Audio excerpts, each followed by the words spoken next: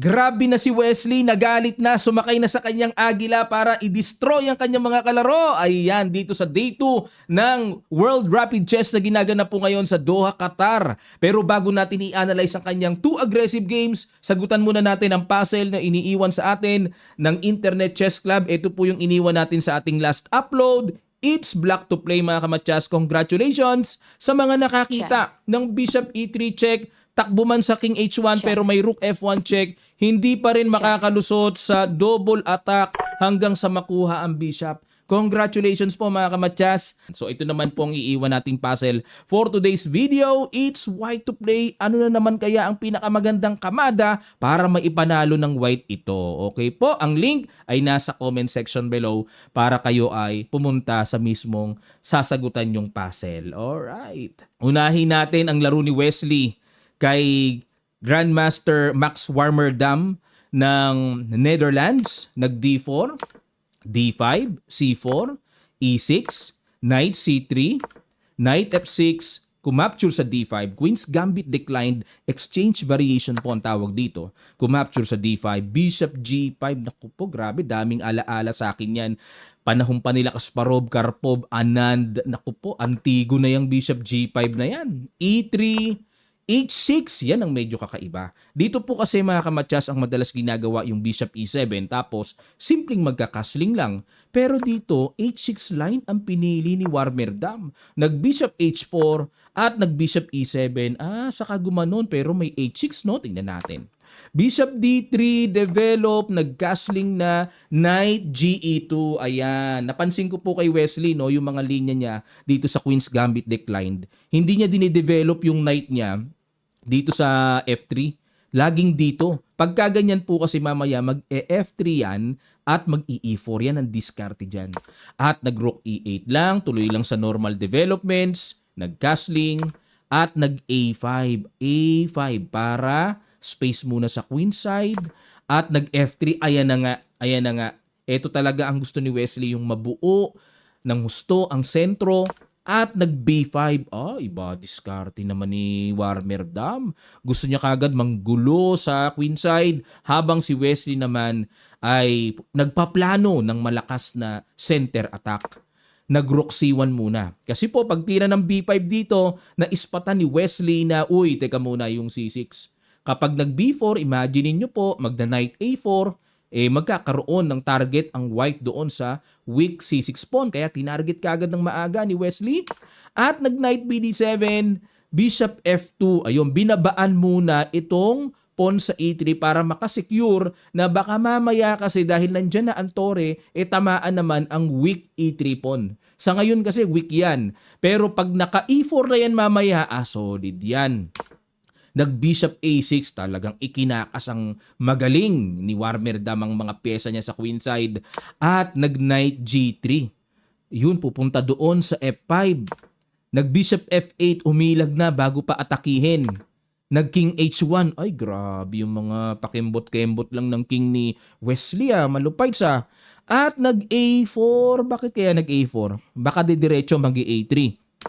Nag-Rook E1. Ayun, medyo napapasarap si Wesley sa mga pasakali bago niya talaga iputok yung E4. Maraming preparasyon pero medyo nainip na yung computer engine. Kaya nilagyan ng bad move. Dapat daw po ang tira, medyo mahirap makita. B3 lang daw sa computer. Pangalawa, A3. At pangatlong tira ng computer stockfish ay Queen E2. Ito medyo mahirap, annoying ito kasi unang-una nandyan na po yung tore, bakit ilalagay pa yung queen dyan? Ayan. Pero Rook E1 ang ginawa ni Wesley, nag-Queen A5.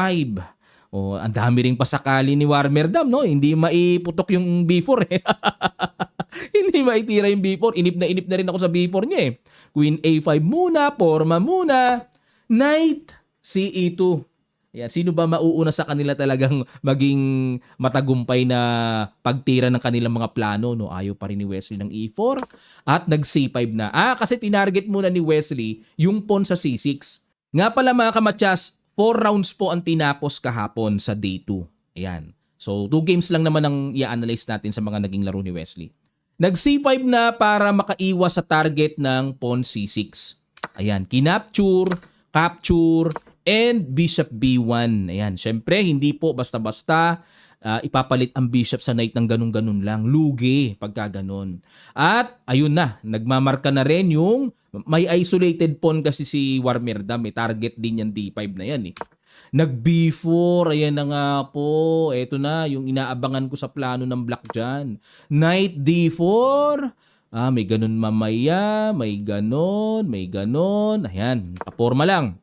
Queen b6 para walang talo ng knight c6 mamaya. At nag-E4, ayun. Tinira na rin ni Wesley sa wakas ang E4, pero medyo wrong timing na. Wala po sa timing ang E4. Binad mo ba ng computer engine? Ang tira daw dapat ay B3 pa rin. Grabe talaga tong B3, no? Oo nga naman, kasi imagine niyo pag B3 mga kamatyas, parang pigil lahat eh. Tapos na lahat ang likot-likot na po pwedeng gawin ng black sa queen side eh. Oo nga, no? Lakas ng B3, oh. Simple lang, pero grabe yun. Pero balik tayo sa ginawa ni Wesley E4. Kaya naman po siya nag-E4 kasi nga yung bishop niya nandyan na. Nandyan pa naman yung queen. Nakaka-pressure yan. Tusok pa rin yan kahit pa paano, di ba? Kinapture lang. F takes E4. At nag-rook D8. Ayan. Maganda sa paningin. Nakapin. May pressure sa knight. Pero bad move na naman. Time check tayo, lamang ng oras si Warmirdam, no? Halos kalahati. At dito po ang tamang tira daw ay knight FD7 para paiikutin dito, para makatungtong sa D3, mga ganong diskarte, no? Ayun, knight FD7. Pero balik tayo sa rook AD8, nag-E5. Ayun, dahil hindi kasi nag-knight FD7, naka-push E5 dito si Wesley. Okay, atake sa knight, umiwas. Ayun, mali, iwas. Dapat daw po ang tira malalim. Dito lang. B3 lang. Lalim na. Teka muna, silipin muna natin mga kamatyas.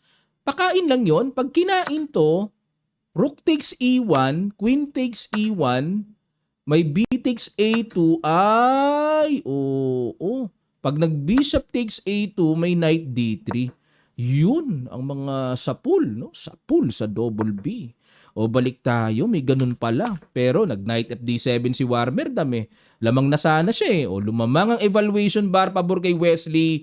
At dito, uy, nakita ba yung good move? Nakita ni Wesley. Sige po, sa posisyon na to mga kamatyas, pakiguess nyo, perfect move na binitawan ni Wesley. At nagulat dito si Warmirdam sigurado. Sa ilang sandali lang, tutuloy kagad natin. Start.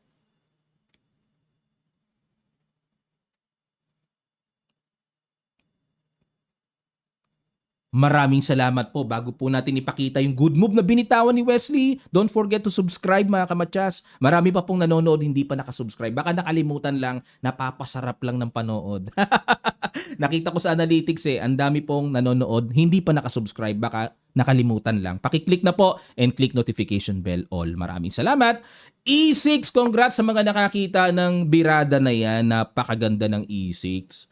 Okay, ang ginawa, kinapture ng pawn. Yun, no? Mga sunod-sunod, no? Pamresure sa king side, pero namali ng follow-up si Wesley. Pero para sa akin po, malakas ang dating nito kasi syempre pa king side ang datingan. Pero kung accurate ang pag-uusapan, ito pala ang accurate na follow-up knight h5. Naku, parang malalim. Mahirap din, ano? Follow-up ng queen g4, mga ganon. Knight h5 muna, parang walang threat oh. Parang walang threat Okay, queen c2 may harang ng bishop naman. Sarap sanang matyasin doon yun ang tira. Pero balik tayo mga kamatyas. Ang ginawa ay queen g4 muna inuna ni Wesley. Naka-bishop d3. Yun ang diferensya. Natumbukan ni Warmirdam ang tamang depensa. Naiwan kasi yung d3. So sinamantala niya na patayin or alisin ang light square bishop na yan na nagbibigay ng malakas talagang badya ng atake sa king side. At ayun, bumalagbag si Wesley. Boom! Knight takes e6. Kinapture lang. Takes kasi ayun. Hiwalay ang bishop. Hiwalay no? Pero ang evaluation bar sinasabi slightly better pa rin ang black Knight e5. Bishop f5. Knight f4. Ay grabing mga yokababs ni Warmirdam. Sobrang aktibo. Bishop B6, kung sa bagay, bishop pair pa rin si Wesley dito. Iba pa rin ang bishop pair eh. Rook E8 umilag at nag-rook E1, pin muna, pressure. Bishop D6, nanigurado na si Warmerdam na baka mamaya kung ano pang kapahamakan ang mangyari dyan sa knight. Parang may nakikita akong ganun eh, mga sundot na ganun eh. Nakapin pa man din. Kaya nag-bishop D6 muna para secure na yung knight. At nag-knight E4, hinabol ng atake. Knight D3. Unang tingin, okay naman. Hindi kasi pwedeng capturein ang hanging bishop, hanging din kasi ang tore sa baba. Pero bakit blunderacious ang binigay dito na grado ng computer engine sa tira na yan? Ano meron? Ay, oo nga pala. Grabacious mga kamatsas. Nakita nyo na? Naispatan nyo na? Di ko nakita eh. Oh, late lang nakita. May ganun pala. Ayun. Boom! Knight F6. Boomy! May ganun pala oh. Naunahan ng kasa. Ayun oh. Ayun. Na blunderacious. Ayun. Kung hindi po sana blunderacious ayan. Kung hindi sana blunderacious, pagtira po ng Knight F6, nag-resign na si Warmerdam. Ang tamang tira dito ay Bishop B8 lamang. Tinirit lang eh. Iwas lang sana. Ganda pa sana ng laban. Bumigay si Warmerdam, di na kinaya yung pressure. Confused na rin, naguluhan na rin. Pressure na rin talaga sa madaling sabi. Ayan po ang unang panalo dito ni Wesley at yung last round niya sa pambato ng India na si Chidambaram Charabind. Ito po ang kanyang laban. Last game na to sa day 2, Arabind Chidambaram pala. Sabi ko kanina, Charabind. White si Wesley, nag-E4. Tinirahan siya ng Caro-Kann defense. Nag-D4, D5, E5. Advanced variation, Bishop F5, Knight F3. Kung matatandaan nyo po, naging laro din ni Wesley dito. May tinirahan siya ng Knight D2 tapos nag-Knight B3. Tandaan nyo po yon mga kamatyas. Pero this time, nag-Knight F3 na si Wesley.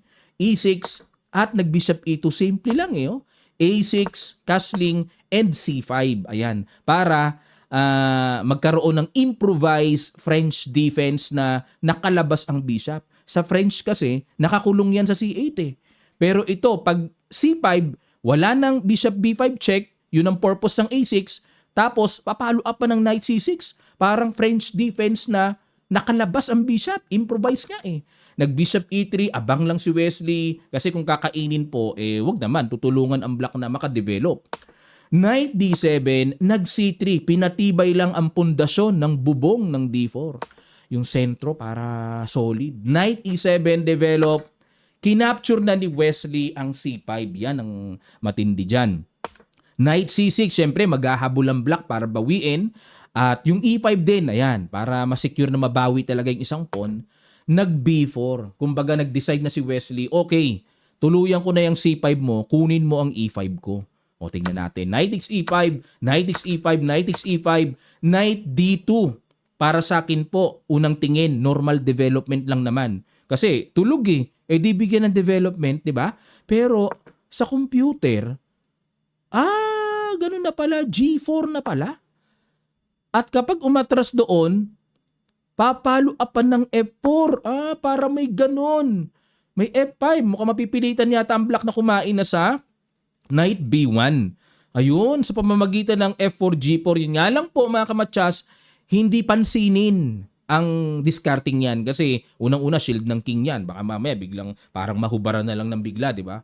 Kaya kailangan kasi, timingan.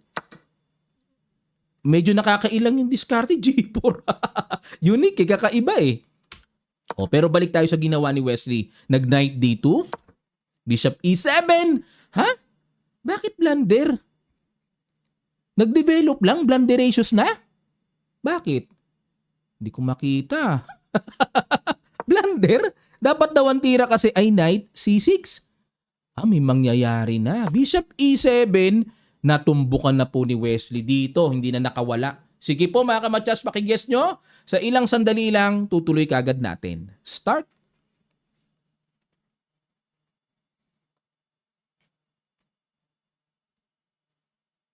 Maraming salamat po. Bago natin bitawan ng matinding tira, subscribe muna, baka nakakalimot. Congrats po sa mga nakakita ng F4. Sipa muna sa knight. Takbo. Sipa naman sa bishop. Takbo. Sipa ulit. At mukhang long collides. Hindi na malaya ni Chitambaram yun na kulong yung bishop niya. Kinain, kain, walang pupuntahan. Sinalubong na lang ng bishop para kahit papano masabing makagulo-gulo, pero iniwasan lang ng bishop mga kamatsas. Kinain, kain, at nag-queen f6. Wala na eh. Kumbaga no choice na eh. Kinapture na, tinuluyan na ni Wesley. Pero syempre, kumbaga sa kakainin na lang, kailangan tignan mo rin yung dulo-dulo. Baka mamaya bigla kang masundutan. Walang sundot. Kain, king h1. Ito pa maganda dito mga kamatsas. Kinain. Di parang walang nilamang. Parang walang nilamang pero may hiwaga dito mga kamatsas. Ang ganda ng nakita ni Wesley. Akalain nyo may tagiliran? May sundot sa tagiliran? Paano yun, coach? Teka muna, paano yun? Ayun. Dito kasi kaliwa Dun sa malaking screen, kanan na yung sumuntok. Kasi po, baliktad yung camera ko dito Ayan, nakabaliktad. Queen A4 check. Nag-king F8 at huling bitaw dito. Pwede na mag-resign Huling bitaw mga kamatsas. Grabe tong ginawa ni Wesley. Boom, Queen D7. Unstoppable na pala yan. Grabe ang Queen D7, Mamatyasin. Anong solution? Queen E4 check para kahit papaano makagulo-gulo. Pero sa huling bitaw, simple lang. Rook F3, unstoppable. Lahat malinis. Tapos ang laban. Grabe. Kasi ito na po yung paparating. Queen F7, laging pamatyas. Kainin man yung pawn, matyas. Ano pang gagawin? Ganoon, mawawala sa pin, kakapturin yung ng tore yung F7, wala na rin. Paano kung capturin ng queen ito? Sige nga, pag nag-queen takes, rook G1. Ayan pala ang medyo kahit papaano tatagal. So, rook G1, atakihin, habulin ng atake na dumidepensa o diiwas natin. Halimbawa, mag-queen H5. Saka magro-rook FF1. Grabe naman yung finishing na yon. Pero dapat pinatira ni Arabin kay Wesley.